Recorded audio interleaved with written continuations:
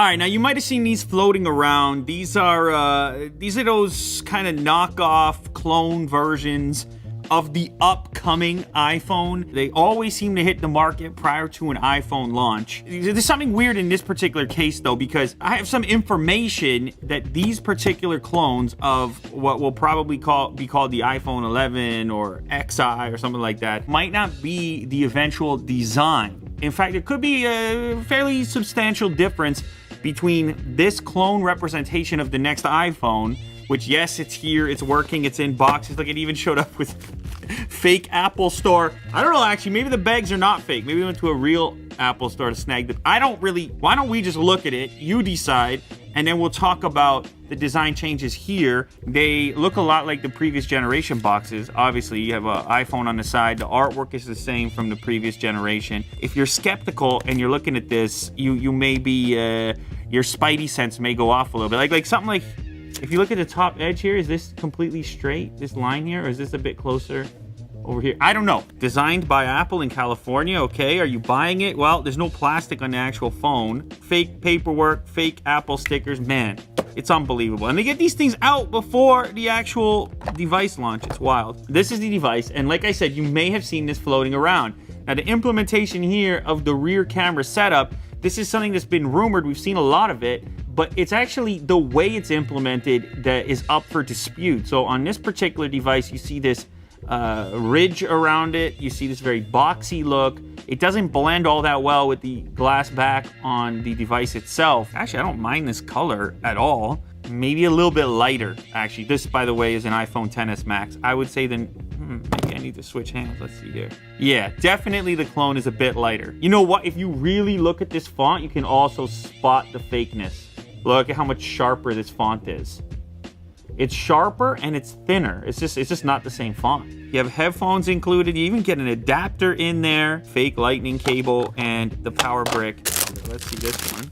Oh, this is the white one. Okay, so this white one actually gives you a much better representation of the scale of this potential camera cutout. And then last up, we have gold color. Of course, OnePlus calling that almond. Now, I know that this particular design for a lot of people, it's going to be a polarizing type of thing because it is such a ubiquitous device and so many people have it. Once the thing releases and everybody sees whatever the new implementation happens to be, it's a very short path to that becoming familiar and therefore people becoming comfortable with it. I don't think it's going to end up looking quite like this. In fact, I think it's going to look substantially different. But anyhow, let's go ahead and boot this up and see how it operates. Now, the way these things are built is that they're basically running Android in many cases, or some version of it with then this like Apple-esque skin. You know, this chin is way too large on the clone model over here. Also, the display, much more dim, no OLED action by the looks of it. So this is what the chin is supposed to look like.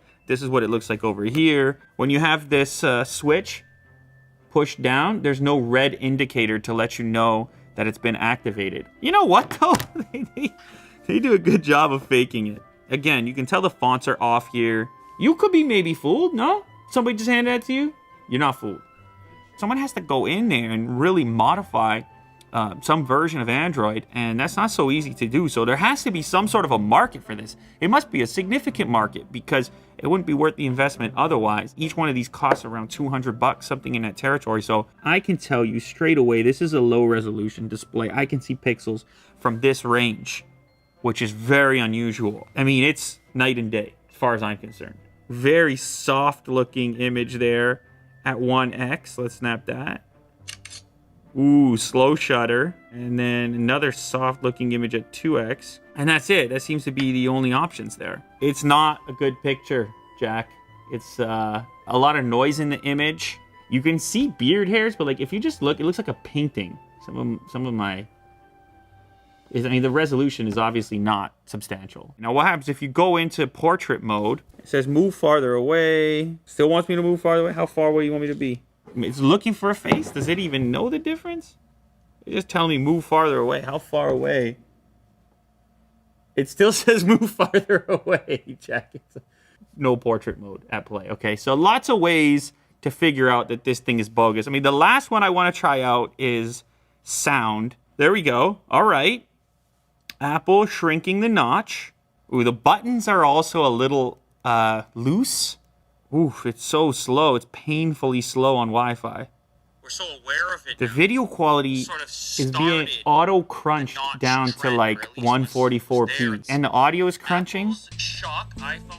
Look, I don't recommend that you buy this thing, all right? I'm trying to figure out how or why these things exist. It's got to be a novelty factor for some. It definitely is for us, for me, and also for you watching this. It looks close to what you could imagine the next iPhone, the iPhone 11, looking like. You know, there are some other perspectives out there on what this might look like. And in fact, I have one of those other perspectives on the way in the form of a CNC model. So I'll showcase that, compare it to this in an upcoming video. I don't think that this is what the next iPhone is going to look like. It's sort of in the right territory, but I don't think it's going to be this ugly. Maybe that's it, Jack. Maybe you buy it. Maybe it has a limited lifespan. You buy it now to goof on your friends. You use this, you stick your SIM card in here, you use it for the next few months prior to the iPhone announcement, and you get tons of attention and people think you're cool because it's truly an iPhone, or at least it looks like an iPhone that nobody has.